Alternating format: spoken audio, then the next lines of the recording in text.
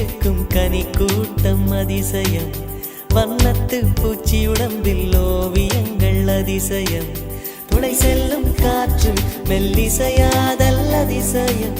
குருநாதர் இல்லாத குயில் பாட்டு அதிசயம்,